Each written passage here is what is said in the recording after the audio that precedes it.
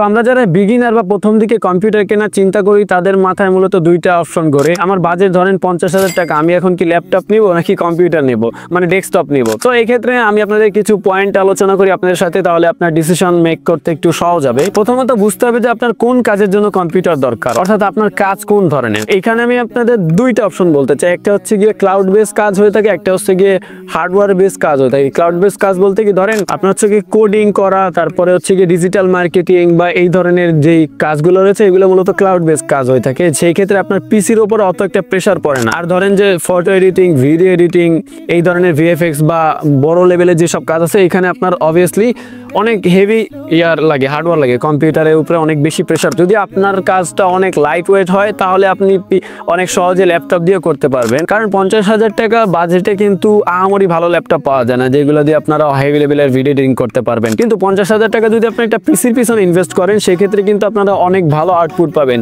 একটা মোটামুটি লেভেলের এডিটিং পিসি আপনারা 50,000 টাকায় অবভিয়াসলি বিল্ড করতে পারবেন। সো দ্বিতীয় বিষয়টা হচ্ছে কি আপনি কি এমন পারসন যে হচ্ছে কি আপনার রেগুলার বেসে এইখান থেকে ওইখানে মুভ করা লাগে, অর্থাৎ আপনারা অল টাইম দৌড়ের উপর থাকা লাগে, তাহলে অবভিয়াসলি আপনি পিসি নিয়ে কোনো কাজই করতে পারবেন না। কারণ ডেস্কটপ পিসি আপনার অলওয়েজ বাসায় থাকবে, এটা তো আপনার সাথে নিয়ে ঘুরতে পারবেন না। সেক্ষেত্রে আপনার অবভিয়াসলি বাধ্যতামূলকভাবে আপনার ল্যাপটপে ইনভেস্ট করতে হবে, কারণ আপনার যেহেতু ঘুরে বেড়ানো লাগে। আর আপনার যদি এমন অপশন থাকে যে আমার হচ্ছে গিয়ে কোনো সমস্যা নেই, আমি স্টুডেন্ট মানুষ, আমি সারাদিন বাসায় থাকি বা আমার অনেক সময় আছে, আমার হচ্ছে ডেস্কে বসে থাকতে কোনো প্রবলেম হবে না, তো সেই ক্ষেত্রে আমি আপনাদের সাজেস্ট করব আপনারা অবভিয়াসলি ডেস্কটপের পিছনে ইনভেস্ট করেন।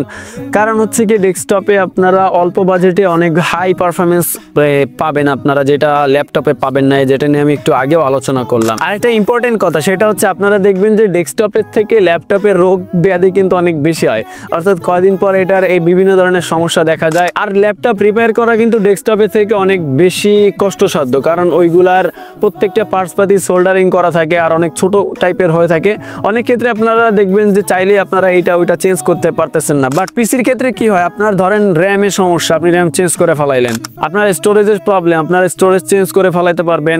এই ধরনের আপনারা হচ্ছে গিয়ে প্রত্যেকটা পার্টস ইন্ডিভিজুয়াল ভাবে চেঞ্জ করতে পারবেন বা ঠিক করতে পারবেন। তাই ল্যাপটপের তুলনায় ডেস্কটপ নিলে আপনার দৌড়াদৌড়ি কমই করতে হবে, কারণ এটা সাধারণত ওই রকম ভাবে নষ্ট হয় না। কিন্তু ল্যাপটপের কিছু সুবিধা আছে যেগুলো আপনারা কোনোদিনই পিসিতে পাবেন না। ধরেন আপনি একজন স্টুডেন্ট মানুষ, আপনি ট্যুরে গেলেন এবং আপনার একই সাথে আপনার অনেক অ্যাসাইনমেন্ট জমা রয়েছে যেগুলো আপনার কমপ্লিট করতে হবে এক ডেডলাইনের ভিতরে।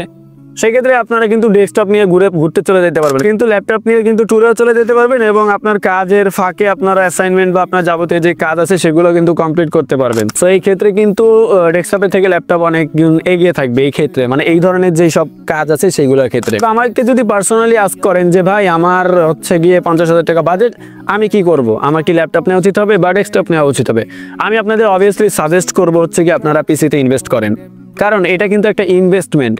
আপনারা হচ্ছে কি ল্যাপটপে যদি করেন না, আপনি ল্যাপটপ দিয়ে কিন্তু ওই ধরনের কাজ করতে পারবেন না, হেভি লেভেলের যেসব কাজ, কিন্তু আপনি পিসিতে করলেন। ধরেন একটা পিসি কিনলে আপনার নিম্নে 10 বছর আপনাকে সার্ভিস দিতে পারবে।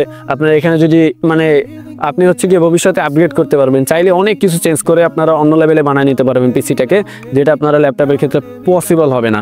তাই আমি আপনাদের বলবো আপনাদের যদি পসিবল হয় তাহলে অবভিয়াসলি পিসিতে ইনভেস্ট করুন, আর যদি আপনার এইটা সম্ভব না হয় তাহলে আপনার কাছে অপশন আছে হচ্ছে গিয়ে ল্যাপটপ কেনা। তো আজকের এই ছোট ভিডিওটি এই পর্যন্ত ছিল, ইনশাল্লাহ দেখা হবে নেক্সট ডে।